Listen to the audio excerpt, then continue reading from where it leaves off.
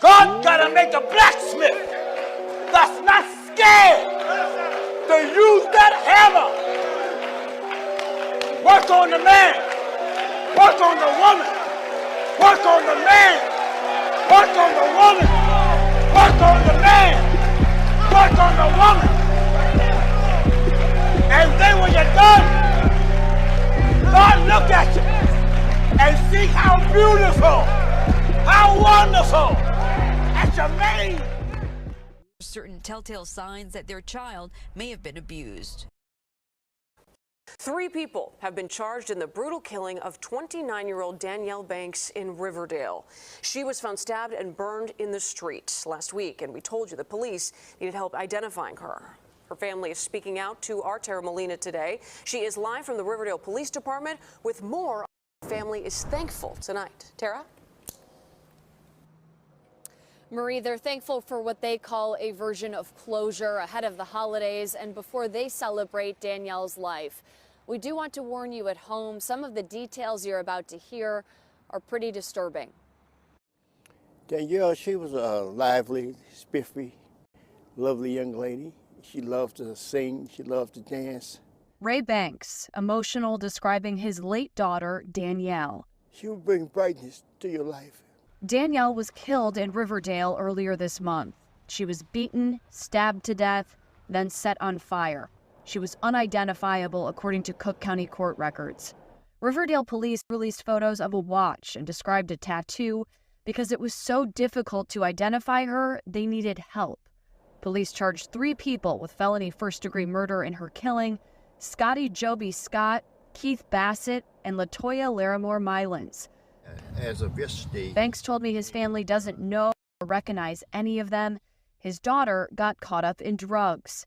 He's been helping those with addiction for more than 35 years after recovering himself, but says Danielle thought she could quit on her own. Telling me police told him the 3 revealed why they killed her.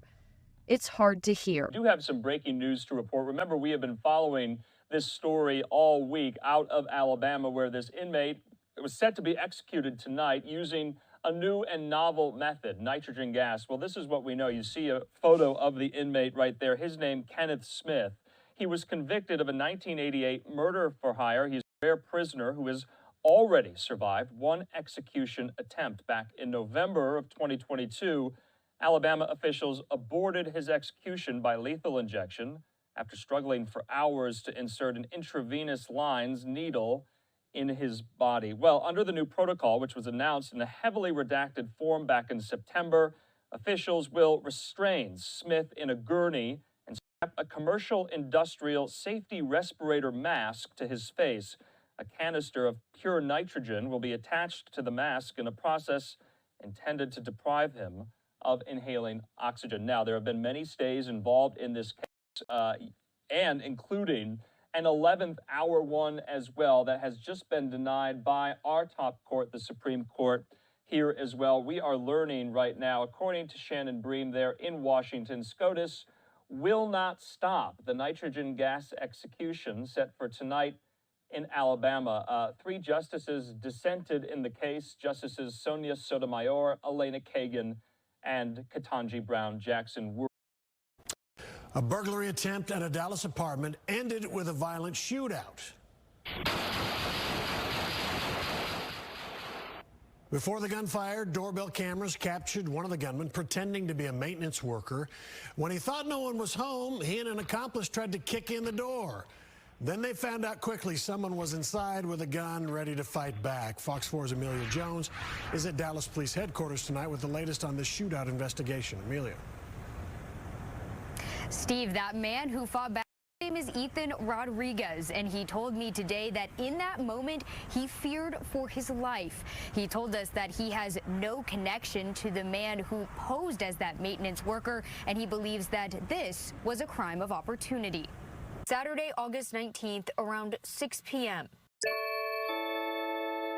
A man who claims to be a maintenance worker shows up outside an apartment door at a complex off of Gannon Lane in Oak Cliff. Oh, yes, they came to check your air filters. Ethan Rodriguez talks to the man through his doorbell camera.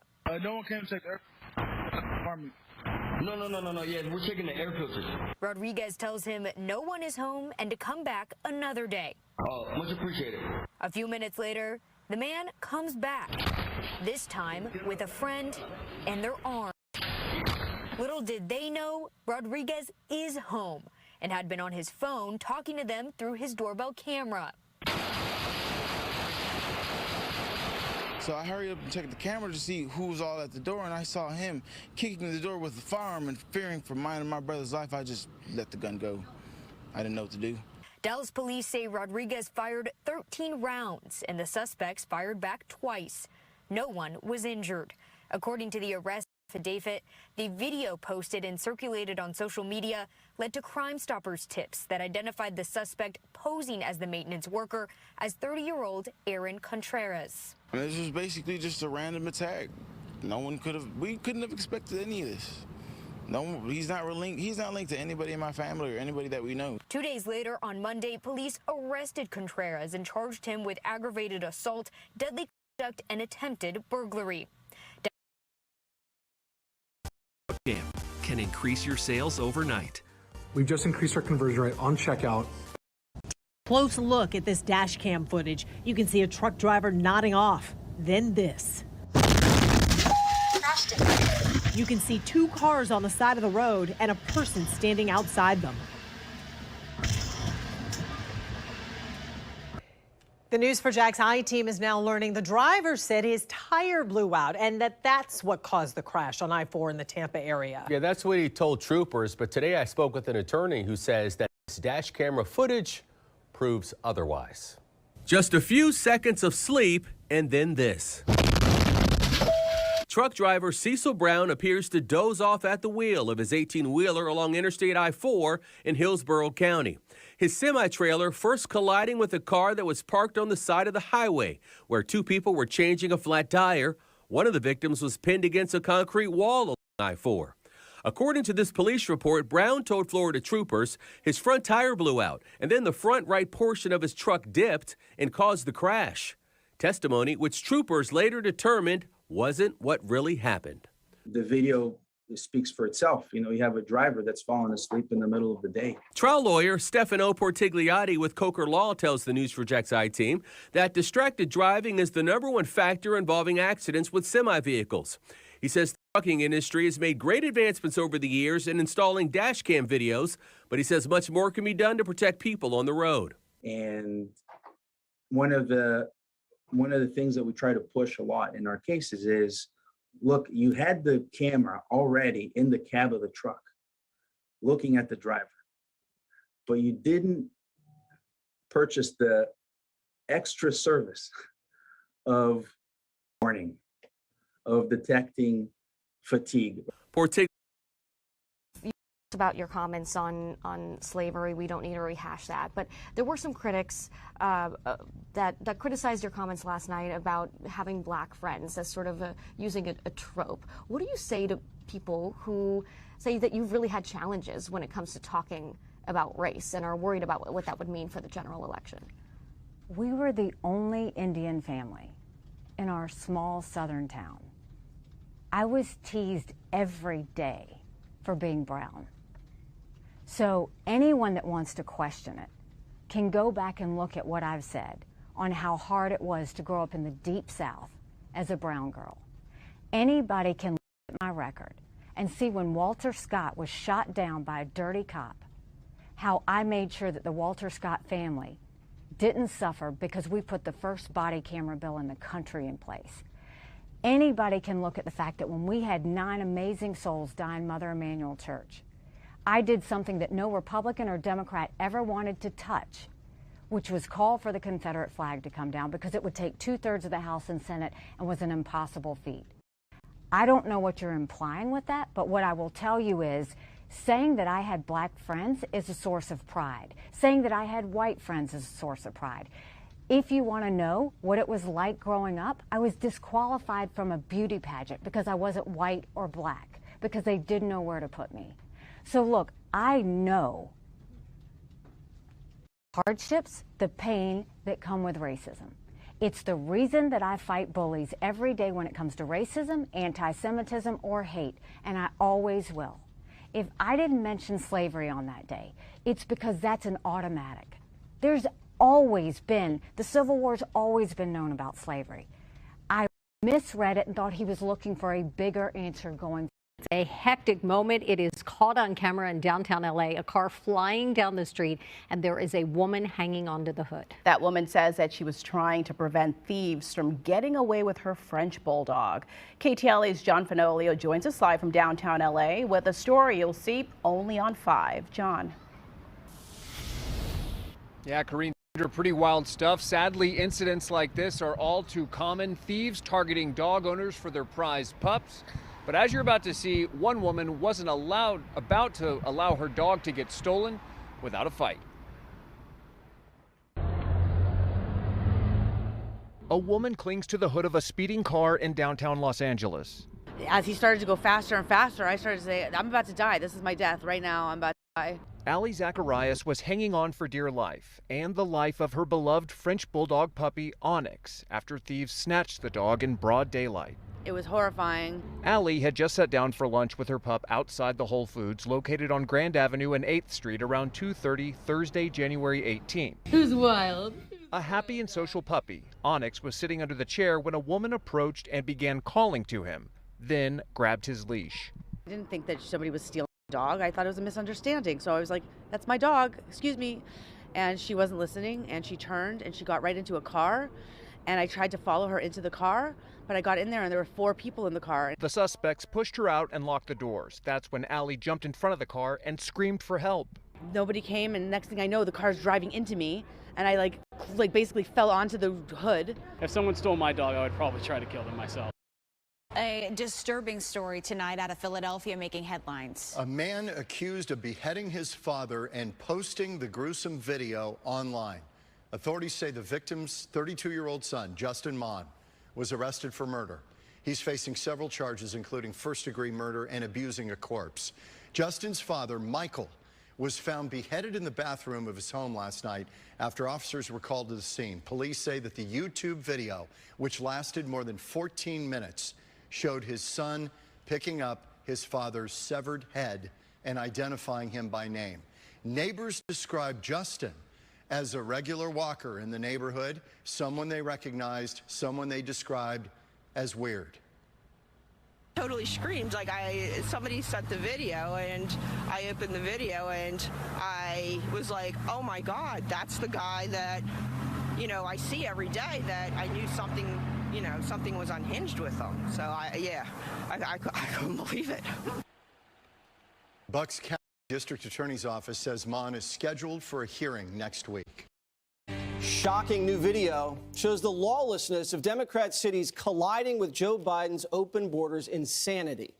2 NYPD police officers getting outnumbered and savagely beaten by a large group of illegal immigrants near Times Square. Those cops were just trying to break up a disorderly crowd outside a shelter, trying to arrest one of the illegals, and that's when the mob attacked.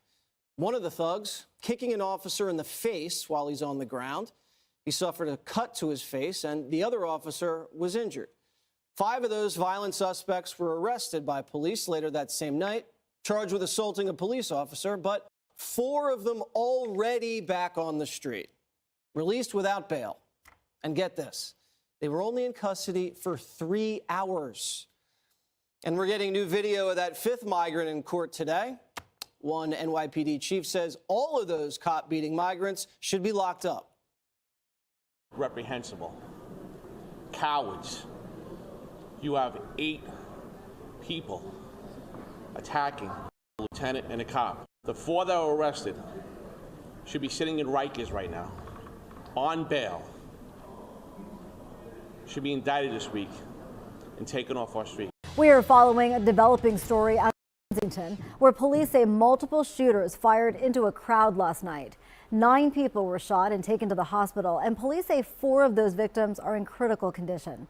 Action News reporter Becca Hendrickson joins us live from police headquarters with what we know right now. Good afternoon, Becca. Good afternoon, Nydia. For what we know, all 9 of those victims are still in the hospital. As you said, 4 of them critical. Police say those shooters had no regard for any of the lives around them when they pulled up busy Kensington intersection on a warm night in November and unloaded their weapons. You should be able to walk through the city streets and not have to worry about gunfire. On the busy corner of Kensington and Allegheny Avenue Saturday night around 10:45, police say multiple shooters got out of a black vehicle and fired around 40 shots. But we have some brazen individuals in this city that don't care. They don't care how many police officers are out here, and some of them don't care in terms of how many people are out here. Police say the victims range in age from 23 to 40. Both men and women were shot. Police brought them to Temple Hospital. These individuals may have spotted someone that they wanted to shoot at, exited the vehicle, and just began firing at the group of individuals that were there. As police, the dogs bit his groin, his head, his back, his legs. They mauled him. Harold Phillips was walking home from the bus stop Monday night, a trip to the mall to get new clothes for a job interview. He was in the area of Chicago and Longacre on Detroit's west side when 3 dogs got out of their backyard and attacked him. Your dog's supposed to know. It's supposed to protect your home. He wasn't bothering nobody. He was walking home to his family. If you don't know how to contain a dog, don't buy one. It's just causing harm to the society. Harold's injuries so severe, his family is preparing to take him off life support. It should be justice. Like, I don't know what to say. It's my dad. It's him. He's not supposed to die like this. He too strong. My children do not have their father now. Like, we're about to have to plan a funeral.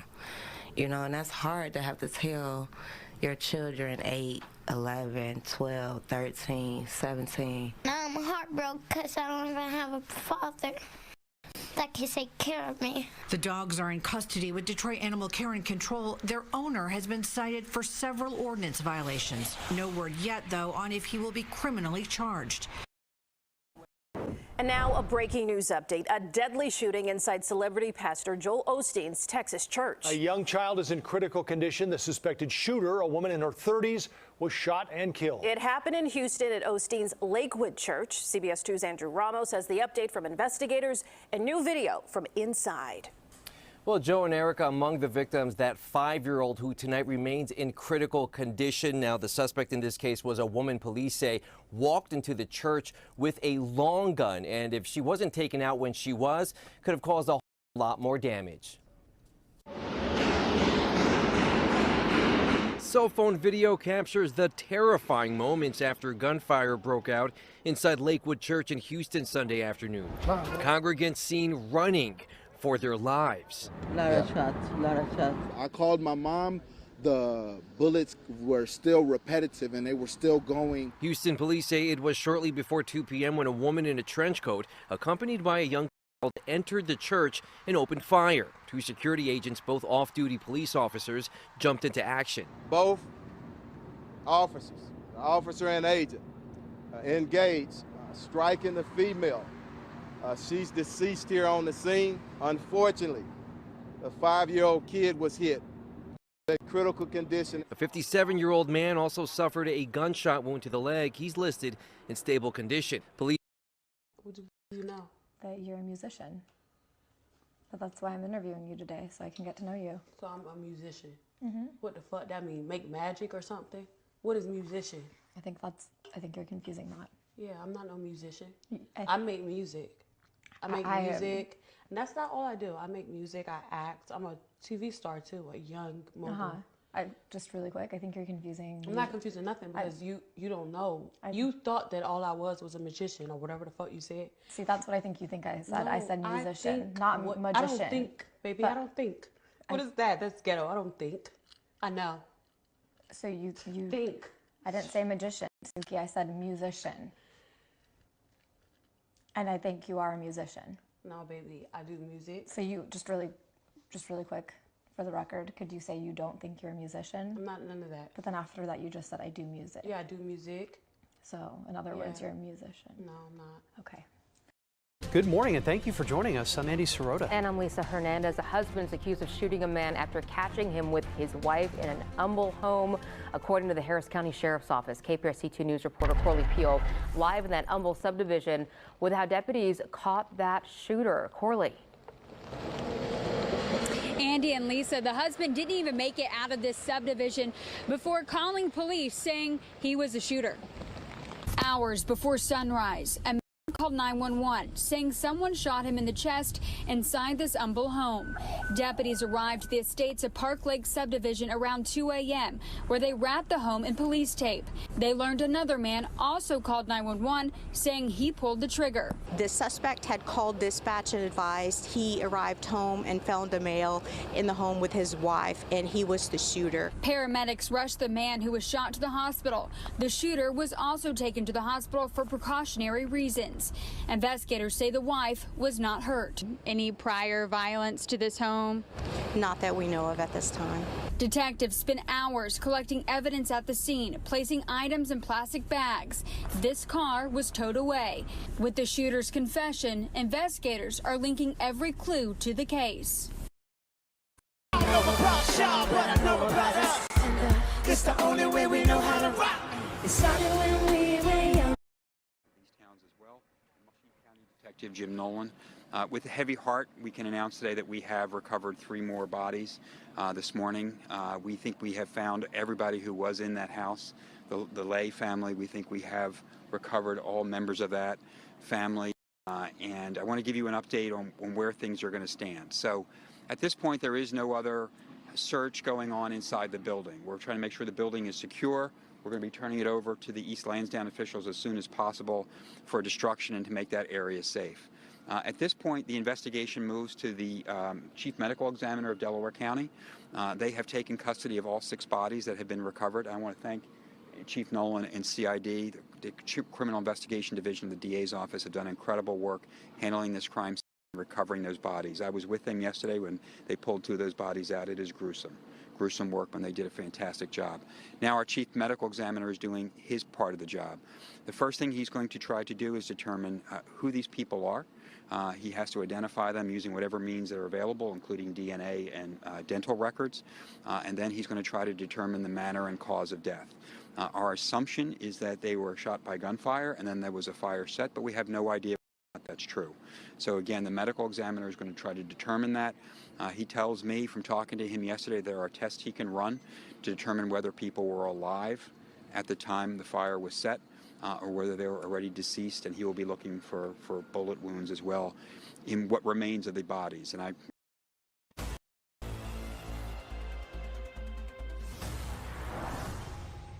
Well, major cities across the U.S. getting hit hard by the crime surge, especially where I live in D.C. Fox and Friends co-host Lawrence Jones had a chance to talk with some people in Memphis, St. Louis, and D.C. about what they're seeing. Hey, good morning, family. Yeah, you're on the road all week. We're looking at America destroyed right now. We even have the criminals coming across the border, going against the cops right here. You got kids that are going to steal, rob. They got the AR-15s, and there's no consequence. And so what you see is chaos across the country. We went to Memphis, we went to St. Louis, and we went to Washington, D.C. to talk with families that have been impacted by this. This is what they had to say. Watch.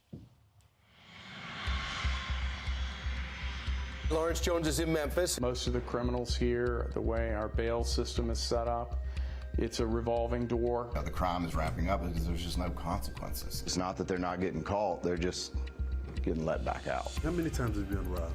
So the 3 months, or last 4 months, we've been robbed 3 times. About 4 weeks ago, we were looted. 6 kids coming in, they're probably between the ages of 16 and 20, and they just ran in and out, emptying the store. They were in and out in 45 seconds. And they took $20,000 worth of stuff. But if they caught them, they probably wouldn't even spend the night because there's no capacity for it. Do you think it's time to turn the heat up a little bit when it comes to the criminals on the street? I absolutely do. That's not a popular opinion in our city, but I think we've done so much protecting the criminal that we have now put the law-abiding citizen in jail because they don't know if their wife can go to the grocery store and come back, if their daughter can go to the gas station and come back. There's a social experiment being conducted in real time in our courtrooms and in our jail, and we're playing with people's lives.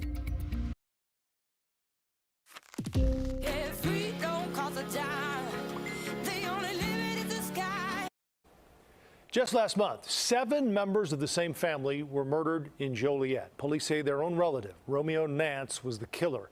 The pain of losing so many at once has rocked this family. Only on 2 Tonight, our Sharday Gray sat down with one of the grieving loved ones to share their story. On a cold day last month, the unimaginable happened. How do you move forward with losing 7 family members all at once to even find some sort of normalcy? Moment by moment. Moment by moment. More than 2 weeks later, on this unseasonably warm day, the pain of losing so many in her family still lingers for Kara Esters. I thought losing our mother was the most difficult thing I've ever experienced because I was younger, but this, you know, I lost all my siblings in one fell swoop, and I lost most of my nieces and nephews in one fell swoop. Her family members were found dead in 2 homes in the 2200 block of West Acres. Greatly loved people. January 28th, family and friends gathered to remember each lost soul. Joshua, please release. He enjoyed life, and he always found a way to make good times wherever he went. In the name of Christine. My big sister, Chrissy. Everybody who met Chrissy loved her. And I know it's been said time and time again, but she was truly an angel on earth. In the name of William Nance, My brother, my protector. He always made sure everyone around him was safe. She was my rock. I could tell her about anything going on in my life, and she would listen and give her advice. In the name of Alex, please release.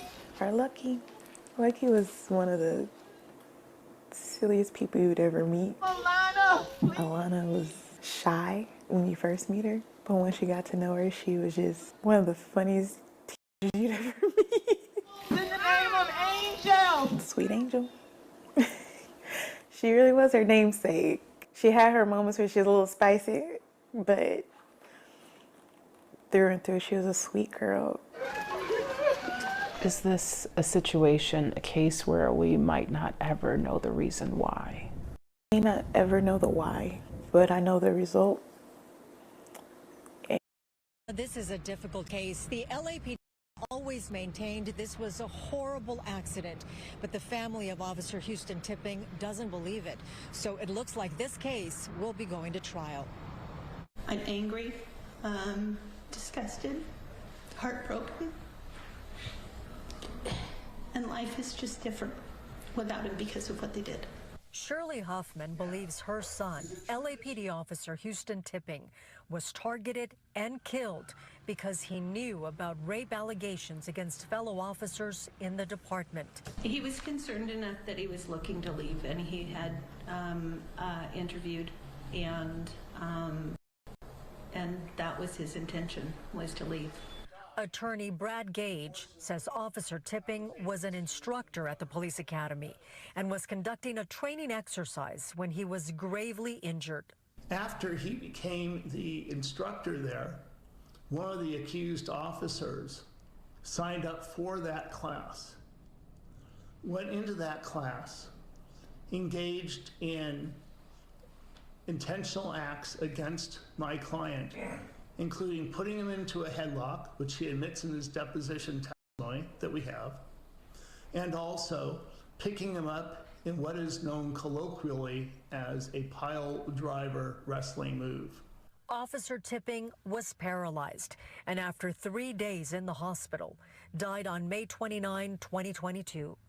But the LAPD calls it a tragic accident.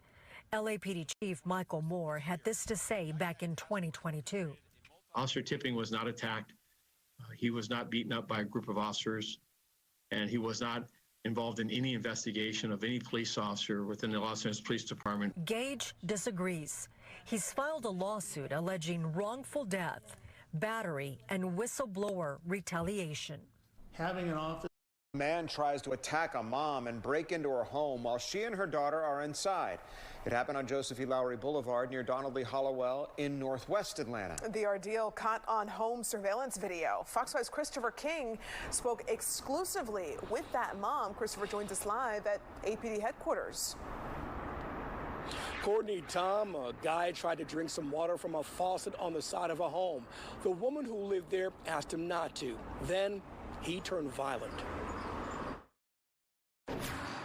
What are you doing? Huh? Take a look at this video. Tarzine Jackson says this stranger tried to break into her home and attack her and her daughter. It all began last Saturday as she worked at her desk. I heard some commotion on the side of the house. Jackson says she looked outside and saw this man drinking water from the spigot on the side of her home. She told him to stop. She even offered him something to drink. I'll give you a water bottle. But the guy grew angry. He starts cussing me out and coming up to the front of the porch, and I'm just like, what are you doing? He attempts to go inside. He tried to break down the front door. Then he grabs the post of this tower her cats used to scratch from her front porch. He smashes Jackson's front window. He threw that through the window, got glass everywhere. Shards of glass grazed her 16-year-old daughter. That made Jackson furious. I went into Mama Bear mode and I went after him. Jackson rushed outside with a taser wand. He tried to grab it, but it's a wand taser and he got shocked on his hand. But the would-be intruder didn't give up. He hurled debris at Jackson. He threw a water bottle at me. It hit me. He started throwing pieces of the fence from next door. Jackson says several neighbors eventually chased him off. Police arrested Anthony Dixon a short time later. It was a lot of Jury selection is underway right now in DeKalb County in the rape trial of an accused cult leader. Thanks so much for joining us today. For Fox 5 News at 4, I'm Christine Spiro. Prosecutors say Elijah Bishop assaulted one of his followers and then posted explicit videos of the woman online. Fox 5's Tyler Fingert is live at the DeKalb County Courthouse with the latest from the courtroom. Tyler. Yeah, Christine, good afternoon to you. So far, a jury has not been picked yet, but for hours today, prospective jurors were questioned by prosecutors and the defense team as they work to select a jury for the rape trial of an accused cult leader. I consider jury duty to be our highest civic responsibility. Dozens of prospective DeKalb County jurors face questions Wednesday in a county courtroom as lawyers on both sides work to figure out who will decide the fate of alleged cult leader Elijah Bishop. Has anyone else heard anything about this case before you came to court today? Is there anyone here you yourself have been accused of sexual assault or improper touching? The questions from prosecutors and the defense are designed to get a fair and impartial jury for Bishop, who's accused of raping a woman trying to leave his alleged cult called Carbon Nation. In March of 2022, the woman says Bishop asked to see her as she was packing her stuff at a home off of DeKalb County's La Vista Road. That's when investigators say the alleged assault took place. But that's not all, and that's why prosecutors asked prospective jurors this. Is there anyone who themselves, a close friend or a family member, has ever had an intimate video of themselves shared without their consent? Prosecutors say later the victim found explicit videos posted online. Prosecutors call it revenge porn. During Bishop's preliminary hearing, his lawyer called the rape allegation a he-said-she-said situation. The victim, who we're not identifying, wasn't present Wednesday, but one of her supporters was. She's feeling strong. She's looking forward to telling her story in full, in totality, of everything that happened that night. Bishop also had supporters in the courthouse. None of them wanted to go on camera, but said this as they walked to lunch. 3 to 3 though, we busted 3. 3 to 3.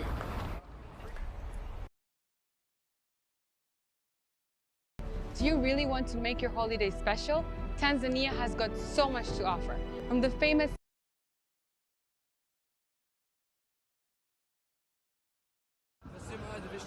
Around 4 in the morning, thousands of Palestinians are already camped out by the coastal road in western Gaza City. Humanitarian aid trucks are reportedly en route, a rarity in northern Gaza, where hundreds of thousands are now on the brink of famine. As the convoy passes an Israeli military checkpoint and enters Gaza City, hundreds desperate for food swarm the trucks, as seen in this drone video released by the Israeli military. Many climb onto the trucks, grabbing what they can, when suddenly The Israeli military opens fire, killing and wounding about 20 people in the crowd, according to local journalist Khader al-Zanoun, who was on the scene. Pandemonium ensues. As people run away, eyewitnesses say the truck drivers speed off, killing dozens more people. The Palestinian Ministry of Health says at least 104 people were killed altogether and more than 700 injured. CNN is unable to independently confirm those numbers. The Israeli military acknowledges its troops shot people near the convoy, but says the gunfire was unrelated and came after people were already killed in a stampede. In a second event, in a short distance away, we also had a group of people that approached the military forces in a war zone. The forces opened fire in the air to distance them, warning fire, in order to get people out of harm's way. Unfortunately, they proceeded to advance, and indeed they're a perceived threat, and the forces opened fire. Of course, I will say we're continuing to investigate, continuing to inquire in our after actions activities. That account contradicted by eyewitnesses who say Israeli gunfire triggered the mass panic. Our children die of hunger. They went to get a bag of flour in order to feed their children. Some were run over, others were shot, so they send us the aid so that the Israelis can keep shooting at our children. This is wrong. This is not right. This is not right. The latest victims killed on a day when the death toll in Gaza surpassed 30,000, according to the Palestinian Ministry of Health, a majority of whom are women and children. More may soon die of starvation, as the World Food Programme warns that more than 500,000 Gazans are on the brink of famine.